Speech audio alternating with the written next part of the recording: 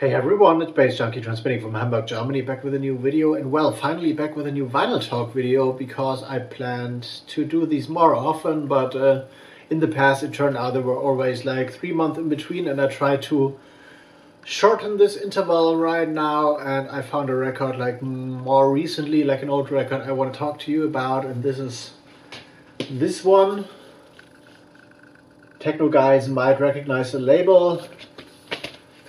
Fast for Motion 100 meter final on Overdrive Records, which is a label from Germany which was run by Andy Dux, also known for Acid House Productions under the name of Dux, and on for many other aliases. And this is one of those records released back in '92. Fast for Motion only had like one other release, split with DJ Corrosive, I guess, and this was, well, back then there was a time when projects went away fast after like releasing only like 1 or 2 records, or like people like thought up another name or just employed one project to release like 1 or 2 tracks on compilations. So there was always like a big fluctuation of names around back in the days, and well, Fast for Motion seemingly was one of these projects run by 3 German producers. The names will mean nothing to you, don't mean anything to me either, although they've been involved in like a lot of other projects. And yeah, I found this record particularly interesting because, well, '92 was proto-jungle, breakbeat was on its height in the UK and was coming over to Germany as well.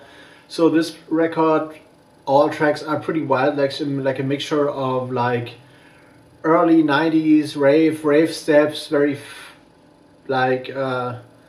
fast and energetic, raw produced, and a lot of breakbeats involved in there as well. So, and all this is like cut together, pieced together. So, and it's a German variation of breakbeat. So it's not that rolling as the UK breakbeat around that time used to be, so it's all a little bit like cut and paste-ish, offish, very interesting, very energetic. Well, not the best rave record ever for sure, but I picked this up anyway because I saw this, and I traded this in, and yeah, these are the tracks: 100 meter final and Practice Room on the A side. But the one I'm talking about here, the one is particularly interesting to me, is Hardcore Bassline on the B side, actually spelled wrong.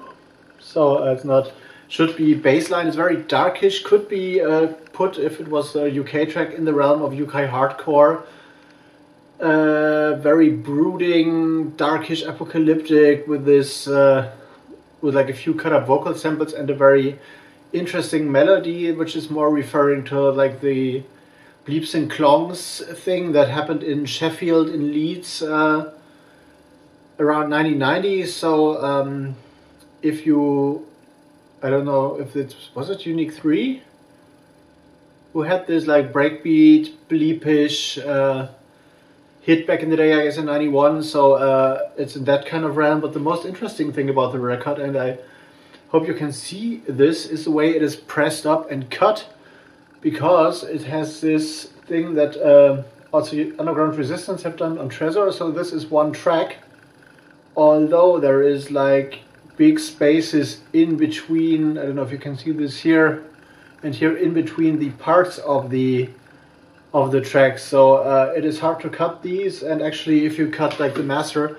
there is one guy who is like cutting the master plate and has to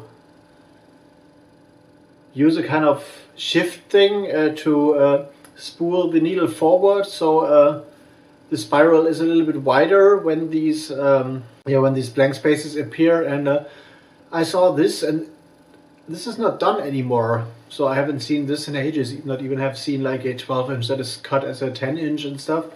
So I thought this is pretty interesting to show you for all those who are into interesting vinyl formats as well, so, and interesting cutting techniques. So one track, but it looks like 4 parts, and definitely a cheap one to find on discogs. Like there are like a lot of records on sale of this thing, like for €1 upward. So it's like not a rare record particularly, or particularly sought after thing.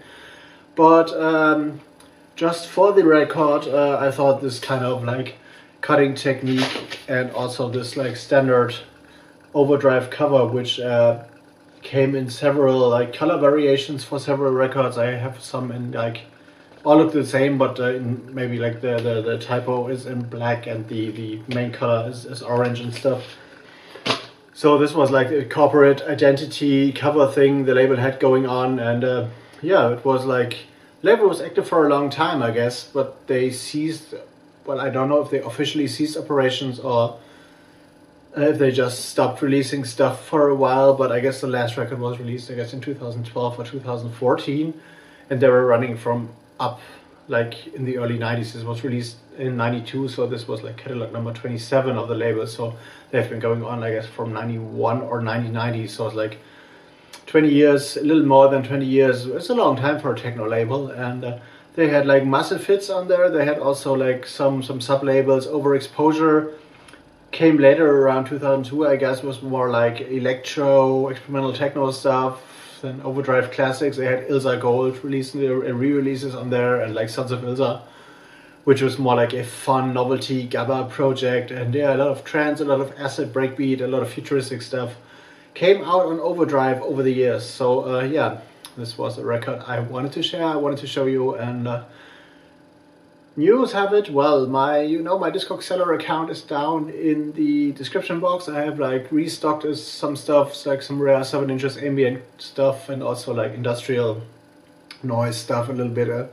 So if you're interested, have a look, and yeah, check out the 1, 2, 3, 4, 5, 6, 7, 8, 9 remix I've done from for No More. It's on the No More Bandcamp page, and also at Otaku Records in Hamburg, limited to like 200 7-inches in purple violet vinyl, one-sided. And have a look at my DJ dates down there as well, so you don't miss any show I'm gonna play. And now I'm out, starting to rumble, and I'm gonna see you in the next one. See you later.